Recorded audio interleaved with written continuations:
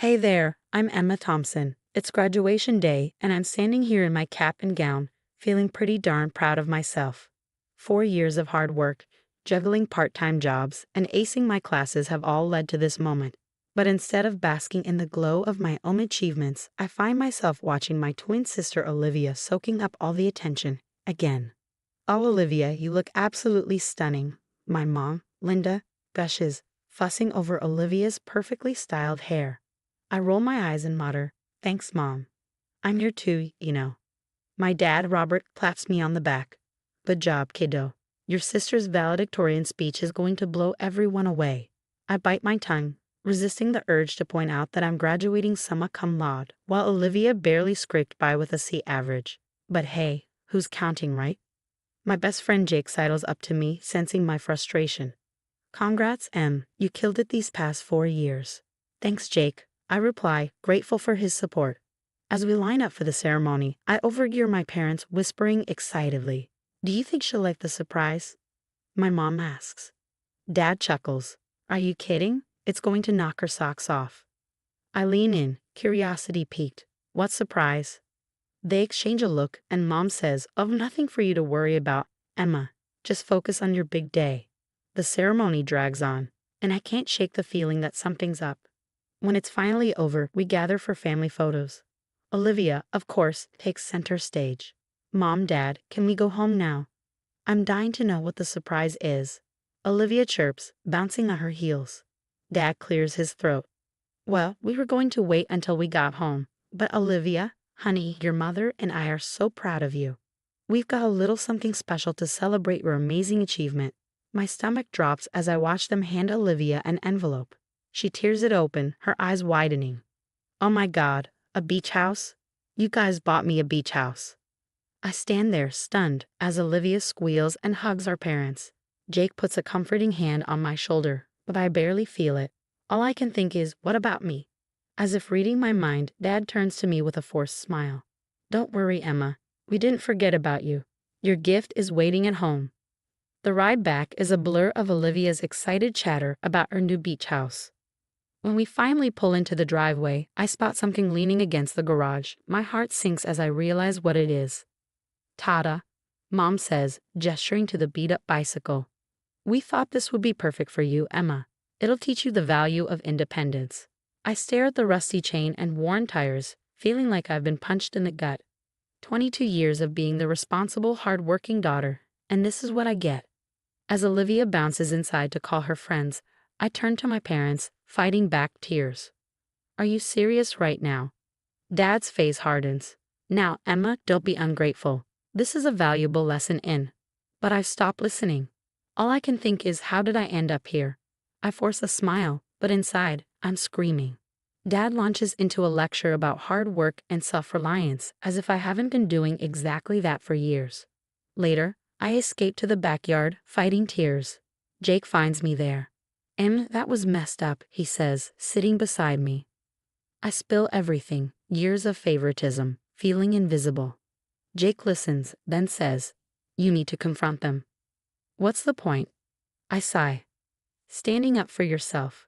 You deserve better." His words give me courage. I march inside, finding my parents in the kitchen. "Can we talk?"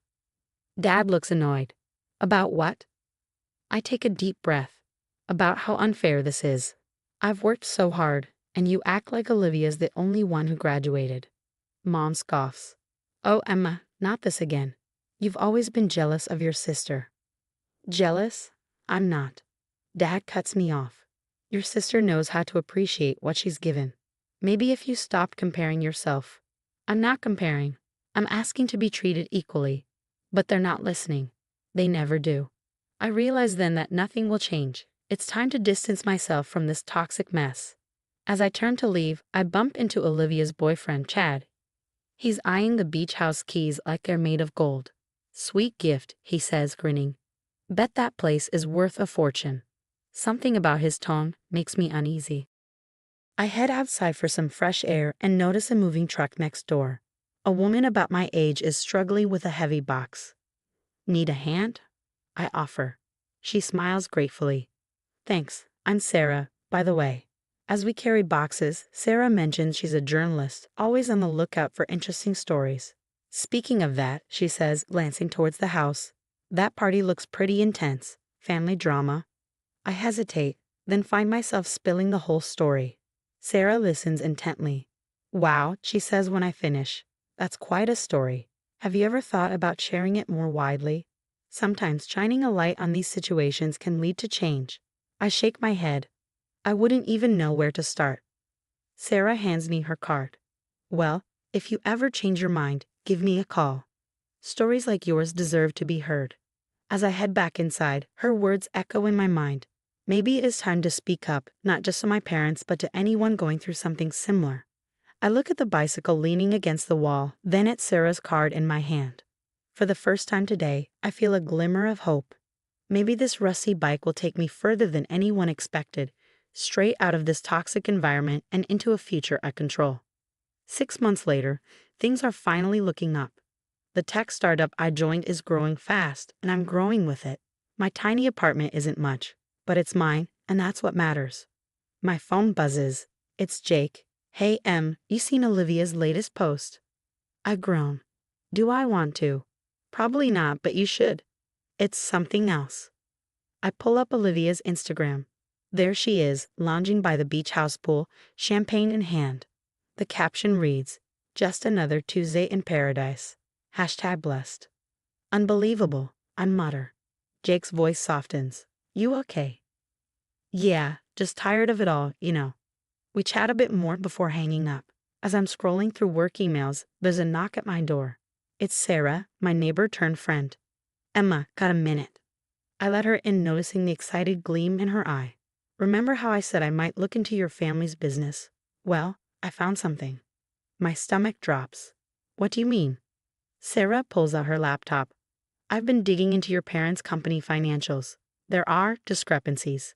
She shows me spreadsheets, bank statements. It's a lot of numbers, but one thing is clear. Money is going places it shouldn't. Are you saying they're embezzling? Sarah nods grimly. Looks like it. And guess where a lot of that money's going? I don't need to guess. Olivia's lavish lifestyle, the beach house.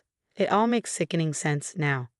I can't believe this, I say, but part of me isn't surprised at all. I'm sorry, Emma. I thought you should know. After she leaves, I sit in stunned silence.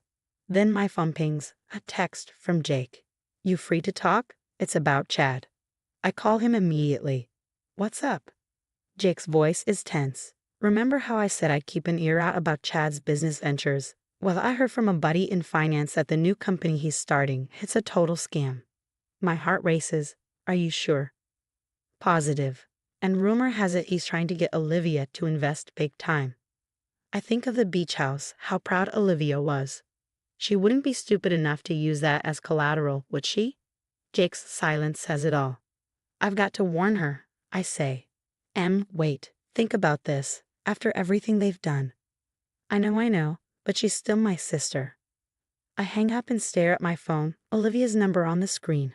Then another Instagram notification pops up. It's Olivia again, this time with Chad. They're holding champagne glasses, beaming. The caption, exciting new ventures ahead.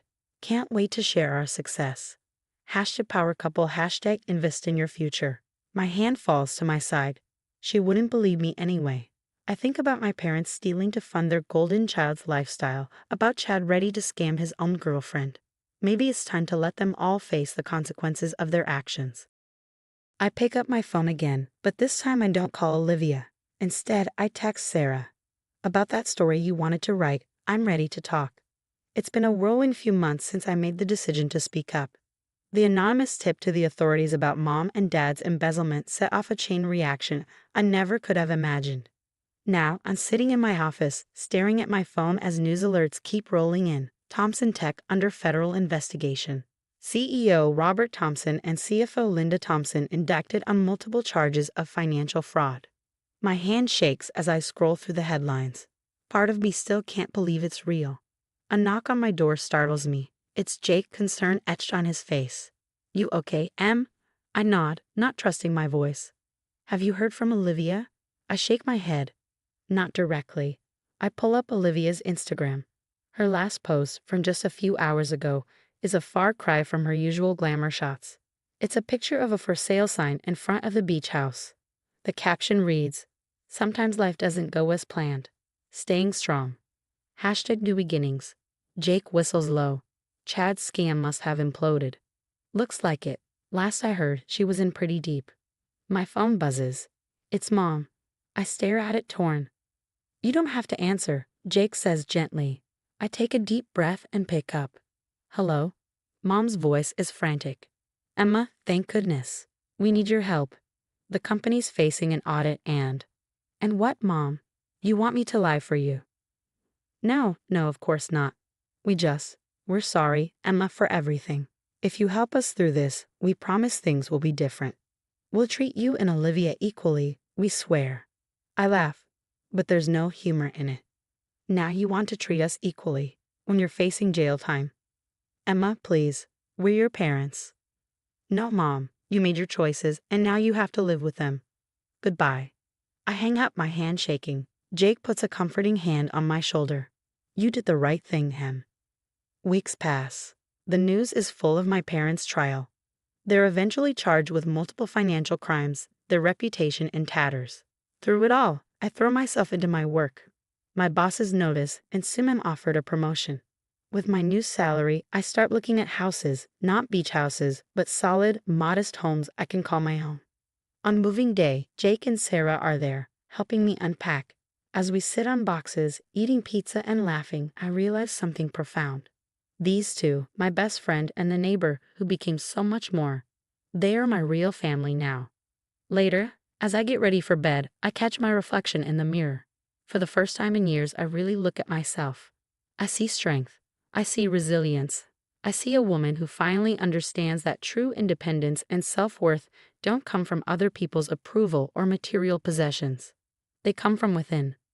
I smile at my reflection, feeling a sense of peace wash over me. Tomorrow's a new day, full of possibilities, and for the first time in my life, I'm truly excited to see where my path will lead. The story has come to an end, but I have a question for you. If you were in my shoes, would you have warned Olivia about Chad's scam, or let her face the consequences of her choices? Was I right to let her learn the hard way, or should family loyalty come first no matter what? Share your thoughts in the comments below.